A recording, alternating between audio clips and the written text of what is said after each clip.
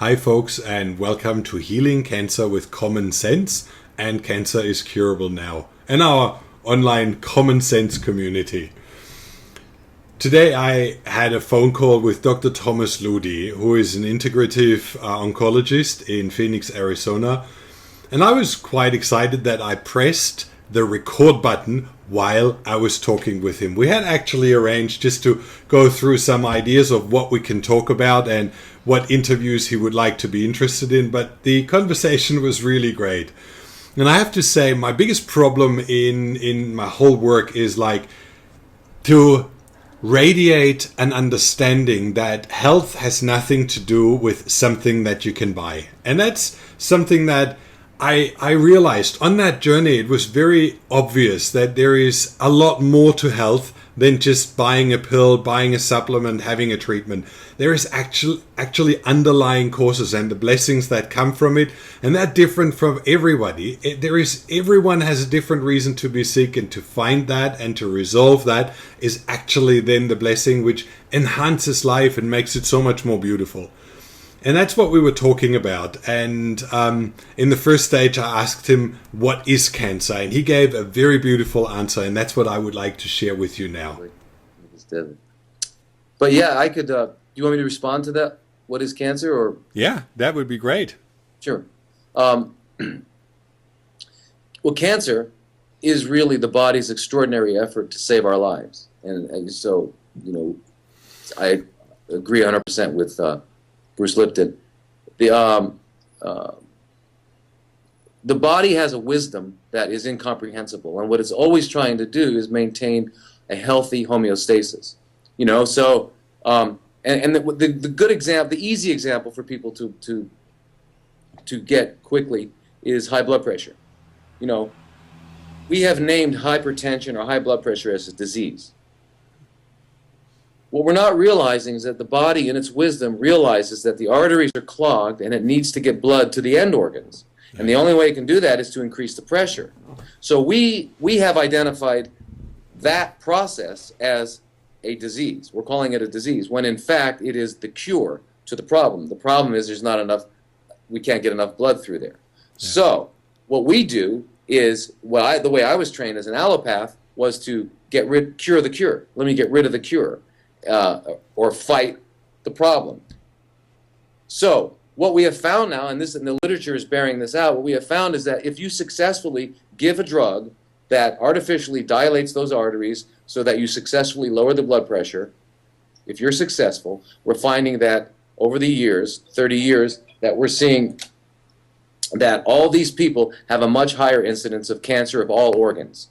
Why? Well, because you have a hypoxic environment. You're decreasing blood flow to all those organs, and so now they've had many years of a mildly hypoxic environment, and so which is, you know, the environment the cancer likes. Yeah. So the cancer grows. So, but that's an idea. So there we've artificially given a process that the body is doing to keep us alive as a disease, and that's really the phantom. You know, disease is a phantom. Now the same thing with cancer. Cancer is the final event in the life of a cell, which is sitting in a sea of toxins and defending itself, repairing the breaks and all the things that it does. But the final event that tips it over, so it's now called breast cancer, ovarian cancer, prostate cancer, the final event, and the reason the word cancer is on the back of all those words is because all these cells which were differentiated in embryogenesis when the embryo was developing, to specific organs, are now starting to look similar. And that similarity is because they've lost the ability to use oxygen.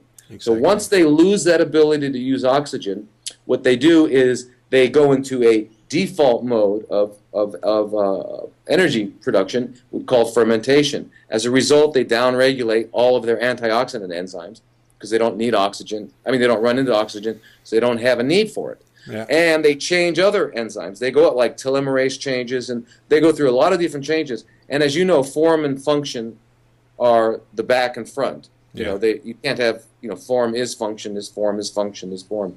So now, because of these enzymatic changes, if you look at it under a microscope, you'll see that the histology, or the actual shape of the cell, has changed. And the nucleus to the cytoplasm ratio has changed, and now it meets the characteristics that a pathologist can identify as cancer. Yeah. Okay, but what it is the cell trying to survive. And but the good thing about understanding this, the biology or the pathophysiology of cancer, is now that you know what the cell is capable of, you can work at it and attack it metabolically, or go at it metabolically. And that's why we consider the medicine that we practice here as not internal medicine, not oncology, not whatever. We call it metabolic medicine because we're dealing with things at a metabolic level.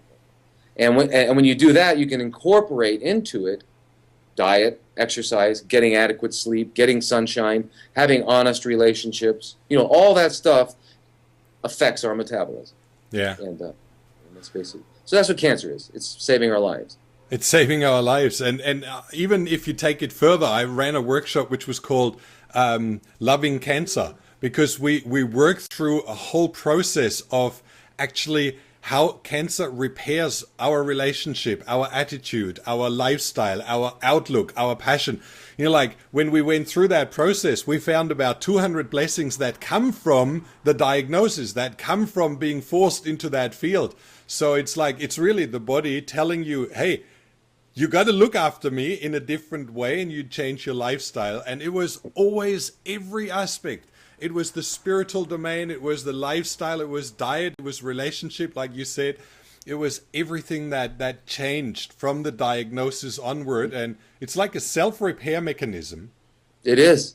It is. It's a blessing. And in fact, I often tell, I was telling a lady who came by today, she wanted to see if she wanted to work with us. And I told her she's been anointed, special. Not everybody can stand up to it. You can stand up to it. This is it. And here's the thing about it. If you just realize, it's quite obvious, but we don't think about it. But the truth is that none of us have a contract for tomorrow. Okay, so the truth is that we all have the same prognosis. We may or may not be here tomorrow. Yeah. Just don't know. And therefore, knowing that, it's not the number of days that we're going to be alive on this planet. It's really the quality. It's how I live today. Am I present today? Am I in bliss today? Am I making people feel good today? Am I feeling good? It's the quality of our life. And cancer wakes you up. It shakes you and says, wait a minute, the moment is now. Yeah, exactly. It's not could be, should be, might be, could have been, or should have been. It's now. I think that's one of the real realities that all of a sudden pops into all patients' life. It brings them into the present state and not into chasing the future. Right. When we talk about the healing process and the metabolic healing process that you were describing, a lot of patients are afraid that it doesn't go fast enough. Like we have patients that start the process, but if they don't see a big result in tumor shrinking in 3 weeks, there is that panic, and then they jump on board of chemotherapy and put more toxins into the body. But I heard that so many times, I think if I would work with your methods of healing, I should have started before I was diagnosed. What is your opinion about that? Well, there's two ways of approaching that. I explain to people that if you look at a beautiful flower on the ground and you say, well, how pretty that is, and it's so gentle and nice, but you dig underneath the earth, what you're going to find is a bunch of roots that had struggled to get there. So it took a while to get that little bud, that beautiful flower. And the same thing with cancer. The average doubling time for a cancer cell is 100 days, which means that if I got a cell today that became cancerous, lost its ability to use oxygen and went through all those changes we talked about, within a year, I'll only have 8 cells or 9 cells. Okay? It takes 3 to 5 years for me to get 1 million cells, a cluster of 1 million cells. Well, I'm still 3 to 5 years away from being detectable. Okay? So, but at that point, this cluster of 1 million is already going down lymphatic channels, going down blood vessels, and wherever it's going to find fertile soil, it will. So, at 1 billion cells, which is somewhere about 3 to 5 years after that, you get a little nodule on the prostate, you get a little lump in the breast, you got a melanoma that's showing up, something that you can see. It's already all over the place, So but we're going to call it stage 1, right? They're going to say, well, this is stage 1 because it's not in any lymph nodes. We can't find it. I don't see it anywhere else. So, but the reason you know that this whole staging system is fallacious is because if that were the case, if it were stage 1 and they did a successful lumpectomy and had clean margins and no lymph nodes, then you'd say, okay, we're done, right? Yeah. Oh, no. We have to do chemo and radiation now. Yeah. Wait a minute. I thought we were done. Is there something you're not telling me? You know? And yes, there's something they're not telling you. And that is, there's no such thing as stage 1. I have stage 1. You have stage 1. Everybody has. The average person. I think we all have even stage 2 in that lifestyle. Exactly. Or 3. Right. So, yeah, the point is that, so it's all over the place. And therefore, cancer is not a local disease. You can't just cut it out. It's already systemic. Yeah. Okay, and all you're going to do by cutting it out really is make it spread out more. Spread it everywhere.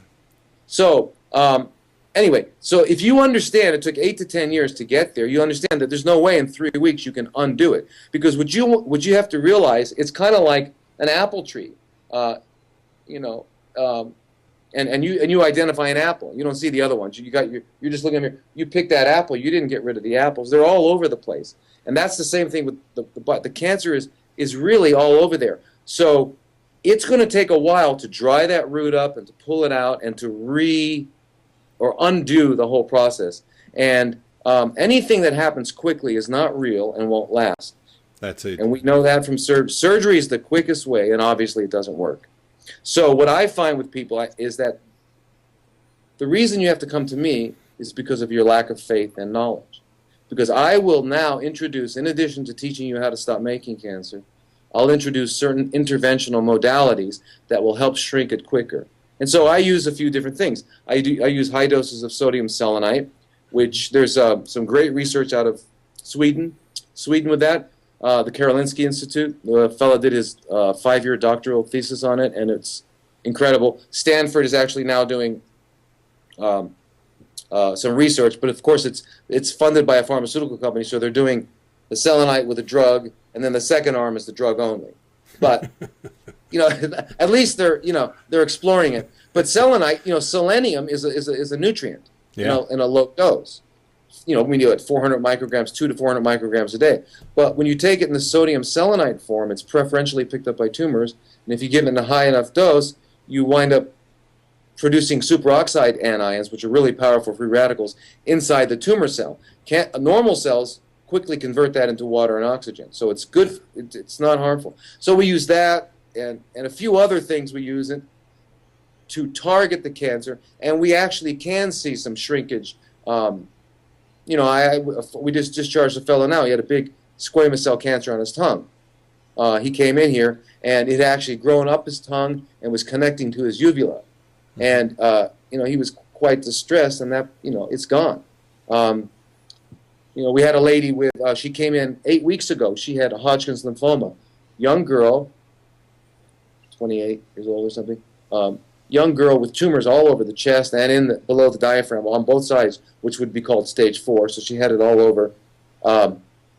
Just had a perfectly clear PET scan in 8 weeks. So by using these non-toxic or very low toxic modalities, in addition to changing your biochemistry by your eating and your colonics and all that sort of thing, and doing meditation and other prayer or whatever it is that connects you spiritually. If you do all these things at once, enhance the immune system using ozone, medicinal mushrooms, you do a bunch of things, you can see rapid results. I mean, relatively rapid.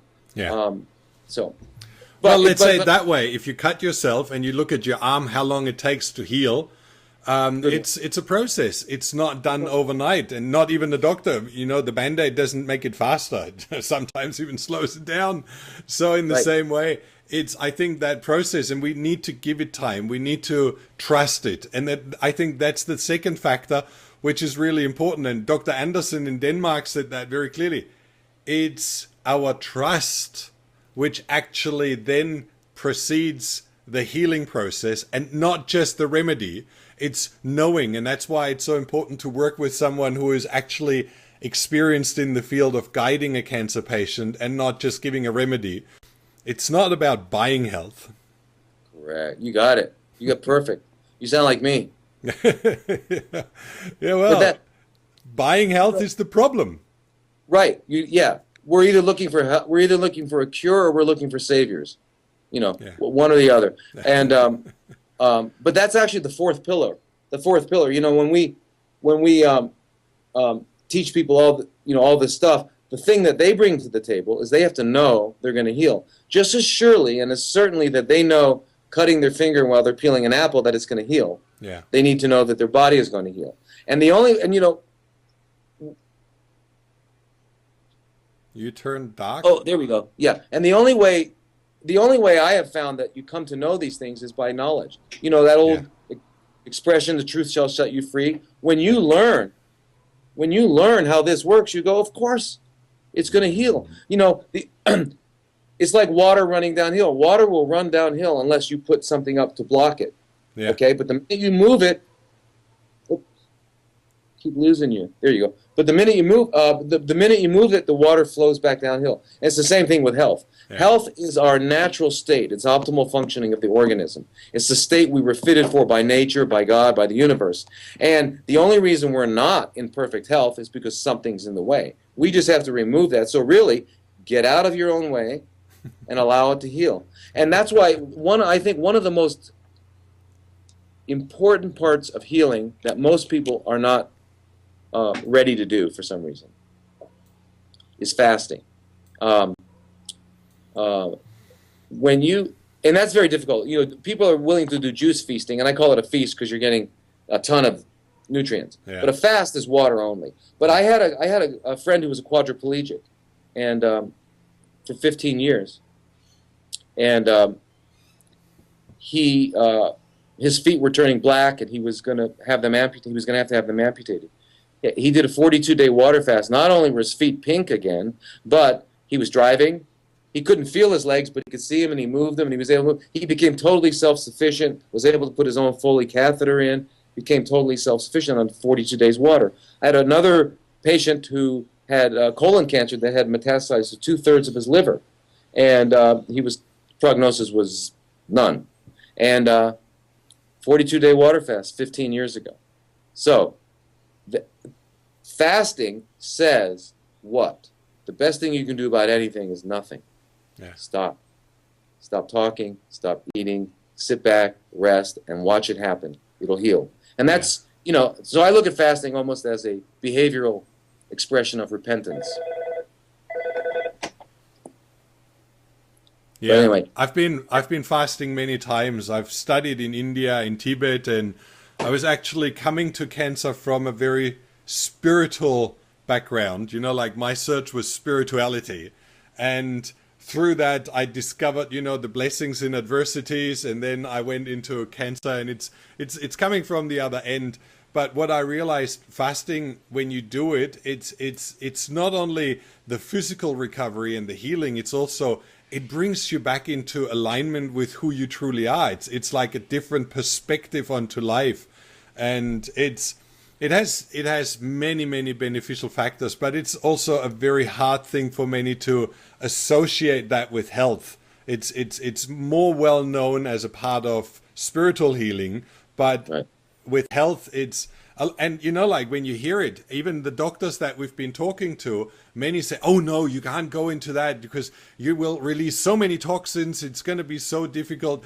There is a lot of controversy about that, and I think it's the whole problem, which my biggest challenge is to bring over to my readers and listeners, is like, what is right and what is wrong. You open up the internet, you read, and whatever you find, there is something which contradicts and says, Absolutely. no, that's not correct. Right. And which means, in the allopathic field, they say, take that drug, and 2,000 doctors say the same thing, and they give you the same drug, so they must be certain. And then you go to the holistic field, and they go like, oh, no, you have to fast. No, you don't fast. You eat proteins. You don't eat proteins. You eat raw vegetables. No, you have to blend them.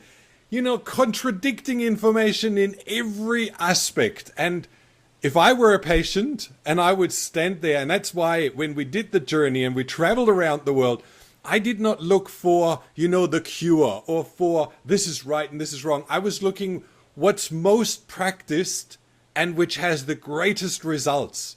So that we get this certainty into this, that it's not, like, oh, he's one of those weirdos, that we bring that certainty back into this field. And I think that's what's lacking in the alternative field. People are so insecure and so frightened that this is actually the biggest problem, that many of them don't trust it. Right. Well, and the other system, the allopathic system, operates out of fear and intimidation. A woman. I've had how many women sit across from me and say, "I had a lump. The next thing I knew, my breasts were gone." I didn't even realize it. They were at least 500 emails confirming what you just said. The next day or the day after, 2 days after diagnosis, the breast was removed. Well, but you know what they're doing also now, because there's a good chance it's going to be in the other breast. Let's take the other one off too. Yeah. And you know what? You just went through menopause. Let's get rid of your uterus. And your daughters might have the same gene, so let's do it when they're 18, 19. Exactly. Well, you know what's really helpful is I think in all those controversies, like you were talking about fasting and all that. Here's the way to be helpful, and the source that I always seek and I always look at and I go to get the truth, because it's a source that has no agenda. Yeah. And that's nature. And you only can inquire of nature through a process known as observation. And observation will tell you that all creatures, when they're sick, stop eating. Yeah. They all fast. It's nature's cure. You could say it's God's cure. He's telling them how to do it because they're still connected by the divine web of instinct. We've been cut off from instinct through enculturation, and so we don't have that. But they do. So if you look at nature and you say, okay, now is this right or wrong? Okay, well, gosh, those lions aren't barbecuing that zebra. Okay, so I guess, okay. Now, and all these animals, like any animal, whether it's a carnivore or vegetarian, in the wild, may eat for 2 days and not eat for 3 days, and then like that. And so, and the body was designed for it. So it turns out, when you look at the physiology of our fasting, it turns out that after 72 hours, when you've burned up all the glycogen, all the starch in your liver and your muscles, now you go into ketosis or fat metabolism. Yeah. Once you go into fat metabolism, every organ can work. Every organ functions on fat. In fact, in infancy, when we're on breast milk, we're pretty much fat metabolizers. So, in fact, organ development proceeds at a better rate when you're ketotic. So the body now goes on. It conserves the organs, conserves the muscles, and it goes on a quest for energy. And what it does is it goes after every abnormal tissue, whether it's a cyst, a plaque in the artery, a tumor, whatever it is, to use it as fuel. And so basically a water fast is totally cleanse the entire body. In fact, that friend of mine who was quadriplegic used to have a deep ache in his arm because of no circulation. He probably had some plaque buildup in that arm. So at nighttime he would have to wrap it. Yeah. That ache went away. Yeah. Arteries get cleared. Everything clears up. So fasting is the only cure. Everything else is healing. But I mean, if you want a cure quick, 42 days is pretty quick for stage 4 colon cancer to be gone, and it's 15-year follow-up. I mean, I don't know of any allopathic medicine that does that. No, so it's just that people don't have, like you said, the knowledge to have the trust and the faith. Yeah. With children, you always say when they get sick, they stop eating, and as soon as the hunger comes back, the body has resolved the problem and they are getting better. It's natural. It's something natural that we just learned, forgot to observe and to use practically. Right. We do the same thing with fevers. We forget that fevers are not an indication of a Tylenol deficiency. That fevers are really the body turning up the temperature. Because guess what? The enzymes in our white blood cells function most effectively at 103.5. I don't know if that is in centigrade, but at 103.5 Fahrenheit. Yeah. You guys use Fahrenheit down there? No. Oh. Lucky. Yeah. Yeah, so it's coming back to that insecurity, can we talk about that a little bit more? Because this is really important to get that certainty about treatments. You said now looking into nature and observing, and again there is that split. You know, like that's an animal. We are humans, and what other means of getting certainty would you see? We talked about knowledge. That's my biggest goal in spreading, you know, giving out the movie and entertaining people with a different way of thinking and common sense. But what other means to get that certainty would be there? Well, I think to bridge the two things you brought up is knowledge, or the realization or the recognition or acknowledgement that I have 98.7% same DNA as a bonobo. I have 98% same DNA as a gorilla. I probably have 70% same DNA as a dog. So really, all biological structures have a common form. Yeah. You know, I mean, if I had to say, okay, where do I fit in the zoological classification? Well, I'm not a feline, not a canine. I guess I'm a primate. Okay, I'm pretty close to that. So you kind of look at that and you say, now what do these other creatures, because whether you look at us as spiritual creation, or if you look at us as evolution, or the combination, or whatever it is, either way, we're primates that belong somewhere between the Tropic of Capricorn and the Tropic of Cancer. That's where this kind of creature belongs. And so when we watch creatures that are similar to us, how they would live, we can get an idea of how things work and what we would be doing if we were in a natural state. Because no matter where anybody is, they have to admit that humanity has taken the wrong turn. I mean, we are about to extinguish ourselves and all other species. I mean, the planet's in bad shape. So we're obviously not on the right track. Technology hasn't improved anything. It's polluted. So, I mean, it's wonderful that you and I are able to do this from two continents. But on the other hand, what's the cost? What's the ecological damage, you know, and all that sort of thing. So, but now that we have it, let's take advantage of it, you know.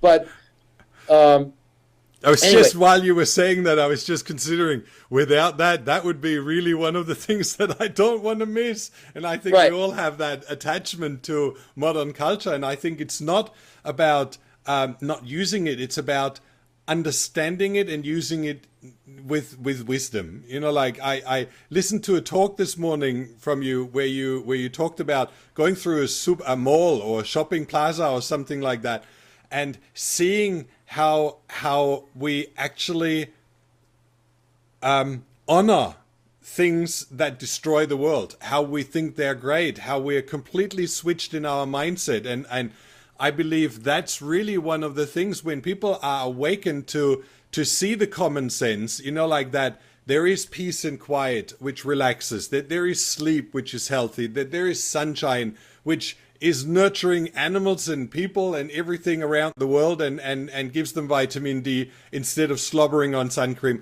That it's actually that common sense that we need to bring back and see again and realize to actually heal the world and us. And exactly. And, you know, and that's it. See, I think to remember or to realize that we're Earthlings. You know, like even if we don't think we're part of nature, we're Earthlings. And that's what we are. And what do we need? We're actually diurnal creatures. That means we should go to sleep when the sun goes down, wake up when the sun comes up. You know, we're not nocturnal. We've turned everything around. But anyway, I really believe that the way to get rid of the insecurity about trusting in this system is through knowledge. One thing. The other aspect of it is that knowledge is not only the positive knowledge of how we are Earthlings and that all we need to do is reconnect with the Earth and our body will do what it was designed to do. Because look, if you believe in God, He would not have had a bizarre sense of humor and given us cancer genes. Okay, and if you believe in evolution, it wouldn't be the best a benefit to natural selection to carry on a cancer gene. Yeah. You know, so clearly there's no such thing as a cancer gene, and it's really the epigenetics. It's the things that surround the gene, whether or not a gene will be turned on or off. So you can learn that by giving your cells the environment that they need, they will do what's in their DNA, and their DNA says to make new, healthy, vibrant cells. The other thing is sort of a negative. now, since, at least in America, 1 out of 2 men will get cancer, 1 out of 3 women, then that means everybody I meet either has had it, a family member has had it, or a friend has had it. It's that prevalent. As a consequence, almost everybody has watched people go through and be tortured and die in a very, horrific way. Yeah. And so whereas we used to only get people coming to us who had already had chemo, radiation, and surgery, we're now getting people in stage 1 and 2 who are saying, I'm not going to go down that route because I've seen what that does. So that's the other aspect of the knowledge, the sort of negative side of it. Yeah. The first name that we had for our movie, and like you go through different stages when you record people and you film, was The Dinosaurs Are Dying Out. And everybody said, well, it's a great title, but it doesn't fit to a cancer movie. Right, no, but it is. But that's exactly what you describe right now. And Dr. Connelly was saying, like in 2011, I had not one single patient come in who were not already juicing, who was not already detoxifying. And people are waking up, and I think it's the critical moment has been reached. There is too many who've witnessed the stupidity. And Absolutely. so now they're switching over and they're changing their mindset and they're learning about it. And that's what you said. It's that learning, understanding, and realizing, okay, if that doesn't work, there must be something else. And certainly it's a lot easier when you're diagnosed early and not already in a very late stage. But even then, we've witnessed miracles on our journey with people, in a very short time. When you find the cause, and the cause can be spiritual, the cause can be diet, the cause can be anaerobic environment, it can be poisons and toxins, or a mouthful with mercury and stuff. Everybody has a different cause, but if that's found, the body is a miraculous healing thing. Oh, and it can be rapid. There was a lady that came in who had breast cancer that had spread to both lungs so thoroughly that she was coughing. I thought she had a post-obstructive pneumonia, so I did an x-ray. There was no normal lung tissue. It just completely filled. She was on a gurney. She couldn't use the bathroom by herself. She was told she had 3 weeks. She couldn't breathe by herself either. She had oxygen. She was told she had 3 weeks to live. While lying on the gurney, and I walked up to her, she grabbed my arm and she said, "Thank God, now I know I'm going to make it." 8 weeks later, she was jogging to our clinic with her husband driving behind her to make sure she didn't get tired. And last Christmas was the 4th year in a row I got a Christmas card. Okay. So that's what we were talking about before, faith. And faith is really knowledge. It's not believing. Believing, if you think about it, you can only believe in something that's not true. You can believe in Santa Claus, you can believe in tooth fairies, but you don't believe in trees. You either know about trees or you don't know about trees. So it's knowledge, which is faith. And when you have that, that's powerful. And we're seeing that being, actually, the allopathic dinosaur is helping us. Yeah. Because they're showing us the atrocities. They're showing everybody the atrocities, and they're saying, whoa, wait a minute. Even if this doesn't work, at least I'll be feeling good. Yeah, exactly. Yeah. So, yeah, it's kind of, I don't know if you've ever seen head and neck surgery from head and neck cancer, but it's horrific. I mean, I've never met anybody that said, "I'm glad I did that." Never.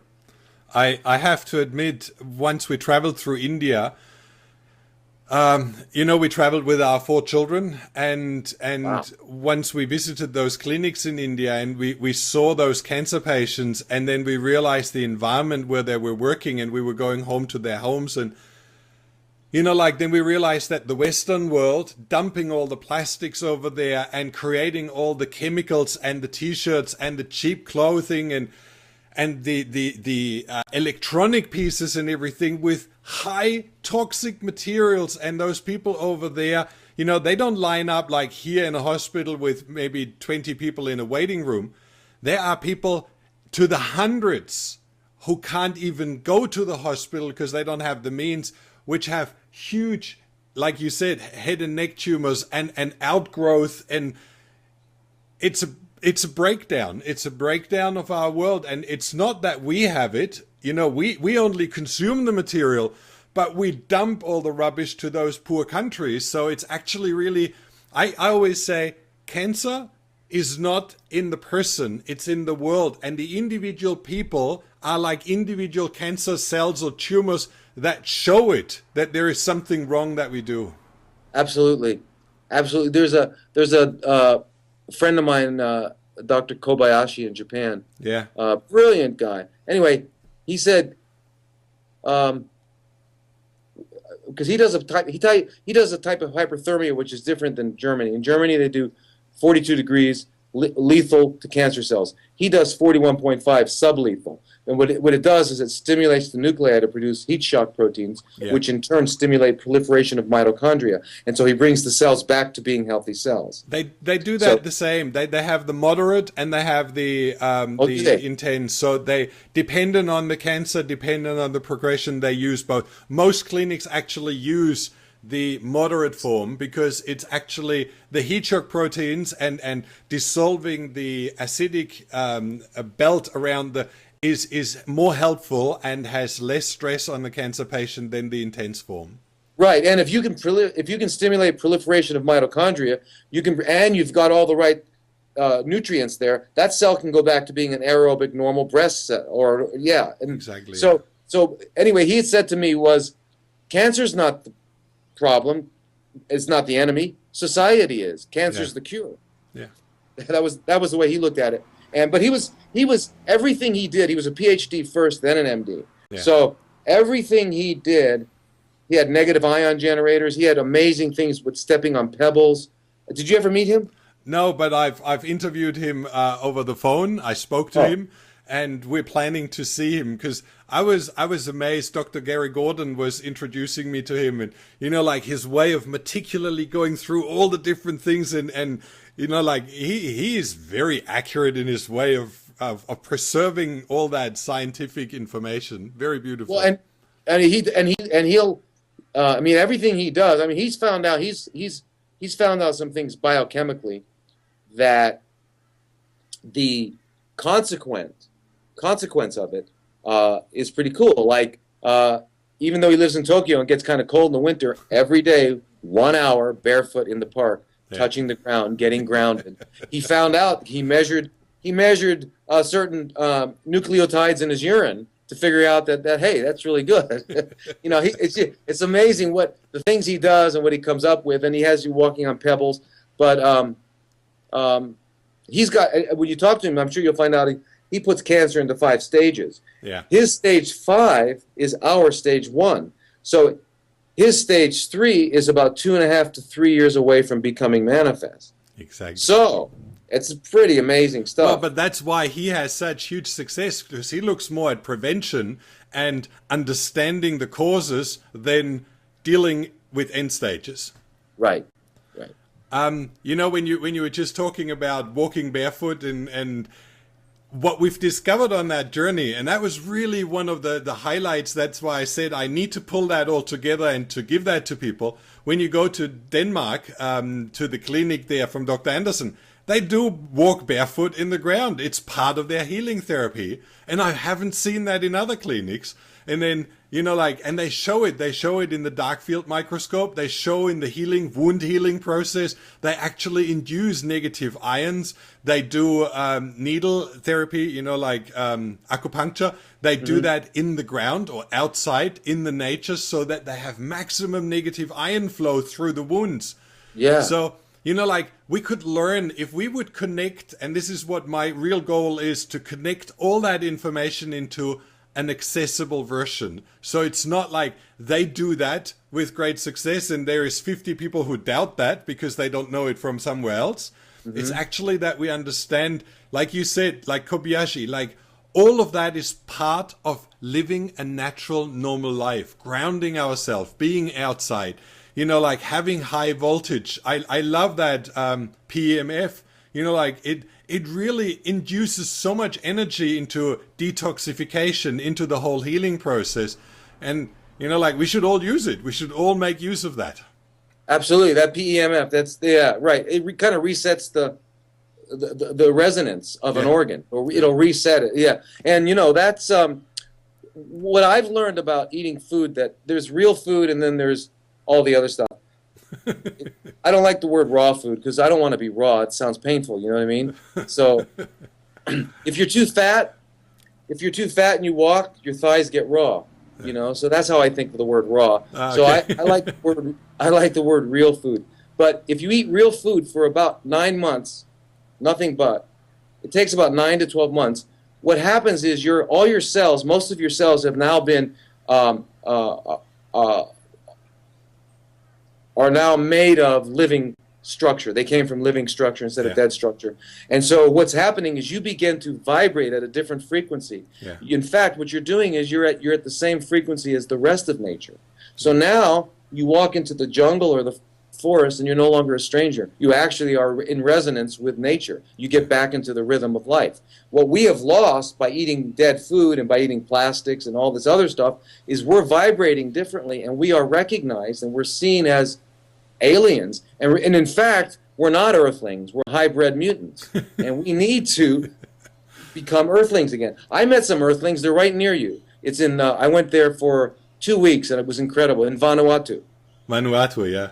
Yeah, I went there, and we went hiking through the jungle, and they were Earthlings. I realized that I was a hybrid mutant, you know? Yeah, it is. It's true. And we've realized that ourselves. Like, you know, when you do such a journey, we've changed our lifestyle, we changed our attitude. You know, like there's so many things that you transform when you learn all those pieces.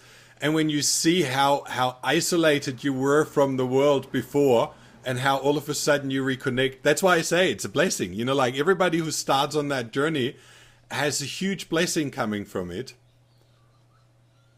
Right, and I've actually been blessed to work with it, because every day I watch these journeys, I watch these people, what they're going through. And it's a huge blessing because it's a reminder to me, you know, hopefully, I don't need to go out and get cancer anymore because I'm with it every day, and well, so we I'm already said you have it. You already have it. I have it, and it's just maintaining the balance. You know, like keeping our immune system strong enough so that we don't get it. You know, like preventing is very easy. Oops, there you are. Would you tell us, very short, coming to an end, about your clinic, what you do, what you offer, and where people can find you? Lost you. Would you be able to... Do you hear me now? Yeah, I hear you now. Okay. Would you be able to explain very short your clinic, what you do, what you offer, and where people can find you? Sure. We're in Arizona, in Mesa, Arizona, which is really Phoenix, 15 minutes from Phoenix Airport. And you come here, and basically we have 3 parts to our program. We teach you how to stop making cancer. We have ways of targeting the cancer and eliminating it with minimal to no harm. Yeah. And then we get the immune system enhanced and back up doing its job. There is a cure for cancer. It's called a healthy immune system. Yeah. So we do those 3 things, and we teach you how to change your life, basically. That's probably the most fundamental thing we do. And so everything is provided here, all the meals. We teach you how to prepare meals. We try to find raw food, real food dishes that are in line with your appetites that you grew up with, so that you'll be able to continue on it. We want to give you habits. Ideally, we would have places for people to live. So we provide everything but the housing, you know, but we have realtors around who can find places close by. But ideally, people wouldn't be driving back to their place at night because they're going to drive by a McDonald's. They're going to put the TV on and watch something ridiculous, you know. So it'd be great if we could have, because people are here probably anywhere from 6 to 12 weeks, and with all stages. The only thing that's required is that you want to live. So if someone comes here and they want to live, even if people carry them in, we see what are called miracles, but it's just natural. That's what happens when you live within your own biological parameters. When you live within that, you heal. That's what we do. We heal. You know, nature or God has given us the 3 imperatives to regenerate, rejuvenate, and procreate, and that's what we do. So basically, there's three parts to it. You're busy 6 days a week if you come here, Monday through Saturday. Sunday is, a day to go up to Sedona or some other kind of thing. But it's 6 days a week. It involves everything from colonics, infrared saunas, structural integration, IPT, selenium. There's different interventional modalities, ozone, a lot of food prep classes, sprouting foods, fermenting foods, learning what your body is and what it needs to continue. We teach you what health is. Most people don't even know how to define health. They call it the absence of disease. Yeah. Right. So, anyway,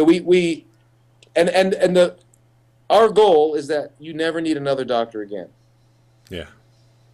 Yeah. And that you learn that's the most important. That's coming through understanding and listening to the signs of your body. Right. So, and then if you stopmakingcancer.com is the easiest way to find us on the internet. Okay.